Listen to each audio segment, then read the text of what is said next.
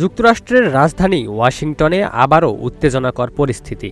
White হাউসের সামনে গোলাগুলির ঘটনায় চাঞ্চল্য ছড়িয়ে পড়ে পুরো এলাকায়। শনিবার সন্ধ্যায় হোয়াইট হাউস সংলগ্ন এলাকায় এক সন্দেহভাজন ব্যক্তি ব্যাগ থেকে অস্ত্র বের করে গুলি চালায়। এ সময় যুক্তরাষ্ট্রের প্রেসিডেন্ট ডোনাল্ড ট্রাম্প হোয়াইট হাউসের ভেতরেই অবস্থান করছিলেন বলে জানিয়েছে যুক্তরাষ্ট্রের সিক্রেট সার্ভিস। পরিস্থিতি নিয়ন্ত্রণে দ্রুত পাল্টা গুলি চালায় সিক্রেট সার্ভিস সদস্যরা। এতে সন্দেহভাজন ওই ব্যক্তি নিহত হন। এ ঘটনায় এক পথচারীও গুলিবিদ্ধ হয়েছেন। মার্কিন সংবাদ মাধ্যম জানিয়েছে তার অবস্থা গুরুতর। তবে সিক্রেট সার্ভিস নিশ্চিত করেছে প্রেসিডেন্ট ট্রাম্প সম্পূর্ণ নিরাপদ ছিলেন এবং তার নিরাপত্তায় কোনো ধরনের হুমকি তৈরি হয়নি।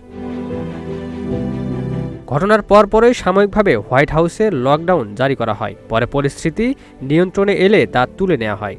গুলির সময় হোয়াইট হাউসের লনে অবস্থান করা সাংবাদিকদের দ্রুত নিরাপদ স্থানে সরিয়ে নেওয়া হয়। এক সাংবাদিক জানান, লাইভ সম্প্রচারের সময় হঠাৎ টানা গুলির শব্দ শুনতে পান তিনি।